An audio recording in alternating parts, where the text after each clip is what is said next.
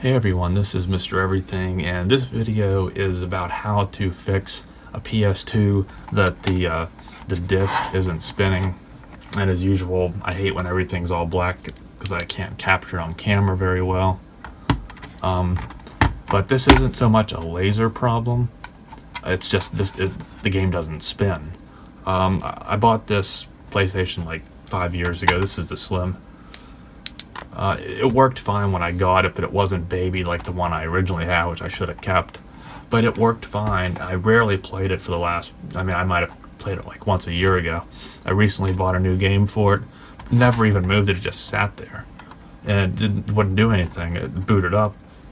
And I figured it can't really be the lens because it was clean and I really didn't move it or anything. So I figured it's something that just maybe the motor needs cleaned or something.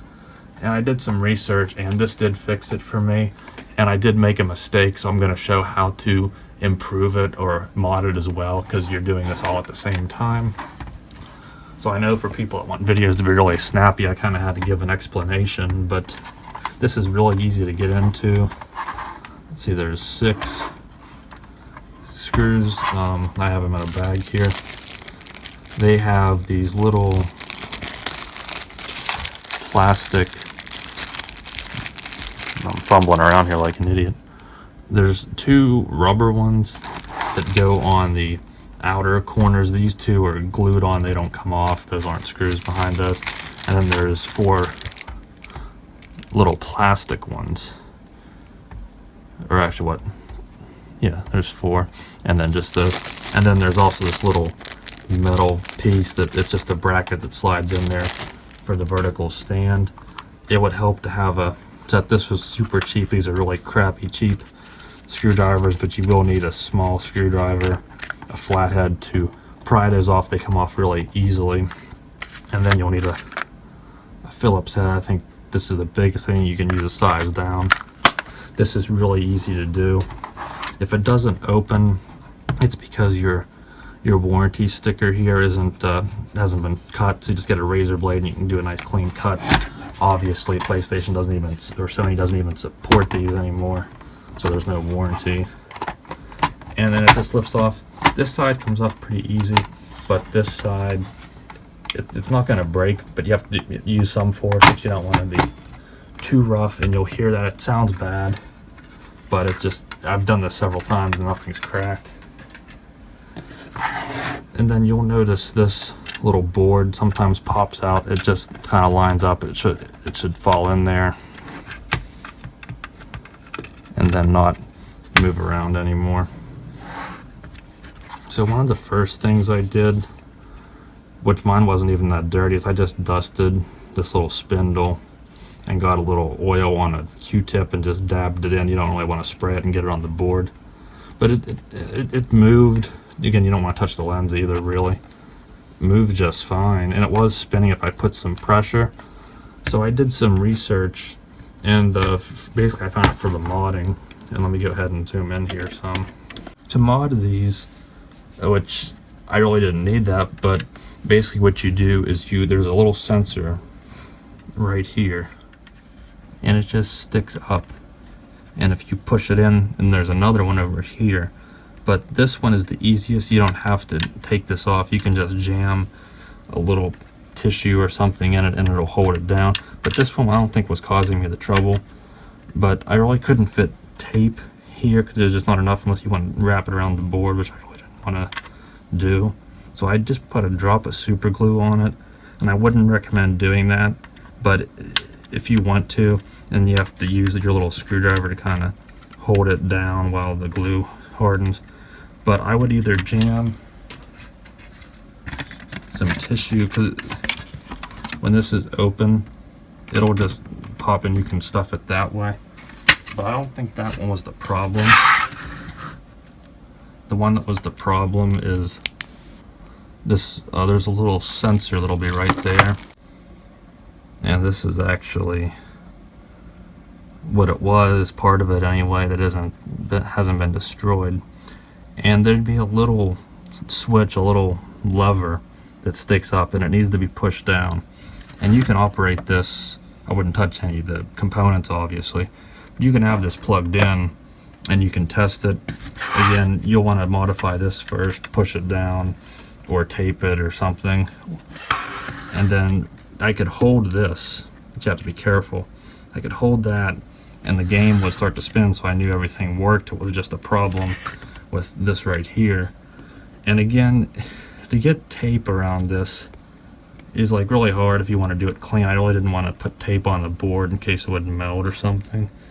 So I used super glue again, and then of course as soon as I did that, the next video I watched said don't use super glue because somehow it insulates the connection and it won't work. And of course that's what it did. It quit working. I couldn't use it at all because even though the sensor was down, it must have messed or broke the connection. So they mentioned that you can pry these off. So if you're going to do this, use tape or something, or if you know how to solder, you can do this modification here. And there were a few videos on it, so I'm kind of covering different things. You can test that and see if you just start spinning by holding that and then also having those two pushed in. If it does work, then you don't have to worry about anything else, and you can decide if you want to do this. If it still has a problem, it may be your laser. You can clean it while you're in here. I wouldn't touch it too much. And also you can take these screws out, and there's 2 potentiometer screws, but I wouldn't mess with them too much. And you should have a voltometer or voltmeter to get the ohm reading of them, because you have to set it to a certain value, which I don't really know how to do, but I didn't have that problem. And then you'd have to take these ribbon cables out, which you have to be really careful, because if you mess with those and break them, then you're kind of screwed. But from the video I saw, I couldn't see anything the guy was talking about, but he said the top 2, and I have these little adapters for wiring and stuff, and I put that on it just because there's a metal shield here and I didn't want to make contact with that and short anything out. So I put some electrical tape on it and I tested those top 2. I didn't even try these, I'm not sure why they're there. I went with the 2 that I think he was talking about and just carefully touched those 2 because it's just the perfect length or separation, and it worked fine with the switch off or the sensor popped off. It takes some pressure, but I got it off without damaging anything. And then my solder guy, I had to buy one. I know nothing about soldering. I couldn't tin the tip or anything. It wouldn't tin no matter what I did, so I had to just try and get it to drip the solder onto this wire so it would actually adhere to something, and then just had to hold it with tweezers and let it on there. So that's why it's a little sloppy and why I had to make this wire so big so I could physically hold it and then touch it on there instead of just kind of doing the joints and then laying the wire in it. But I did get it set up here and it works perfectly fine now. So I know I've just kind of been showing that for way too long, but all the other videos were really low resolution. They didn't make that clear. So that's if you hold it down, then you should be okay if it starts working. But if you do want to modify it, you'll just solder those 2 top ones with a little wire or something, and then that's like a permanent solder job, and it should get around that, assuming you also keep this one pushed down. But again, your error probably isn't with that one, it's probably with this one. So unless you want to use it with the top lid open all the time, then you would want to modify this one to stay down. But I really wouldn't recommend using super glue, even though I did and it didn't cause any trouble. And you can actually buy this little board with the ribbon cable online. I think you can get them for like $8, which isn't too bad. Okay, so now just to show you that I'm not BSing you, I'm going to hook this up. And if it solves your problem, then it solves your problem, but I'm just doing this to show that it's actually, you can just go ahead and go straight into the modification. Again, you can use everything with if you're timid about it, you can just put the top piece back on and lay it on, but it shouldn't cause any trouble. I guess I really don't need to plug the controller in. And again, if anytime you're going to turn it on, I would recommend keeping the disc in it so that way that laser doesn't shine into your eye. But as soon as that switch was here, if you'd lift up on it, it would quit spinning, and that told me that that's what the problem was. So with that modification, it thinks it's always completing that circuit, and then it's the same with this one here. You can see my festive stuff in the way here. And then you can see the game is running just fine now. So that should fix it. And then I also would like to mention that since I kind of did a sloppy solder job, there's this little piece that protrudes here, and that would push down the sensor whenever the disc case or the lid here is closed. And I just got a pair of pliers. If you had a Dremel tool, that'd be better. You'll see what it is because it's lined right where that would be if you line it up. I just got that and cut it and bent it off as much as I could, just because since I soldered that and that sticks up a little bit higher than what that sensor did, I wasn't certain if this could potentially just put pressure on that and eventually break it off the board. So that's just one little thing I did that you might want to consider, depends on how big your wire is that you use. Okay, so then simply all you have to do is just pop the case back on, and then you can put your screws back in once you make sure everything's working fine, but it does kind of stay on pretty good. And you'll want to make sure to put that little metal bracket that slides right back in there if you want to use your stand. And then also, if you want to actually make it to where you can use this without the lid down, once you put this top piece on, there's this little lever here.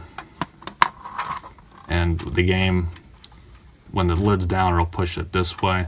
But if you open it, it'll touch the disc and stop it from spinning. This isn't a sensor, just a little mechanical. So you could either remove it, there's a screw on the back, or the easy thing would just be to tape it. But that's only if you actually want to modify it. And again, if you shove something down in there, that'll hold that little sensor. If you don't want to glue it or tape it like I did, you can just block that. But you will need to do something since this other one's like down on the board. But I'm not worried about that because I really don't plan on using my PlayStation like that. So now you can see that everything's in working order again. You can hear it's spinning. I know I went kind of long, but I wanted to do that on purpose because some people just show you something. If you have this problem and you just go straight onto YouTube like I did, I want you to be able to just tell that I'll explain the situation, and then you'll know what to do and what not to do, instead of just guessing which method. I kind of explain like that's my problem and that's what I did to fix it. Now if I open this up, you can hear that pad's kind of messing with it, but then if I pull that away, it'll still run. Then if you bring that back, it kind of messes with but everything is in working order and it doesn't seem to have any problems now. So hopefully this fixes your PlayStation. Again, if it doesn't read but it spins, then it's probably a laser issue. And you could look up some things, just clean the laser, be gentle with it. And if you have to, you could mess with those potentiometer screws on it. But to get the motor spinning again, it's probably not a failure, it's just that issue with the sensor. Sometimes you can add pressure here to see if it'll start spinning or not, and that'll let you know as well if you need to go in there and mess with that. But I do hope this helped you out, and you'll see me in the next one. Have a good one.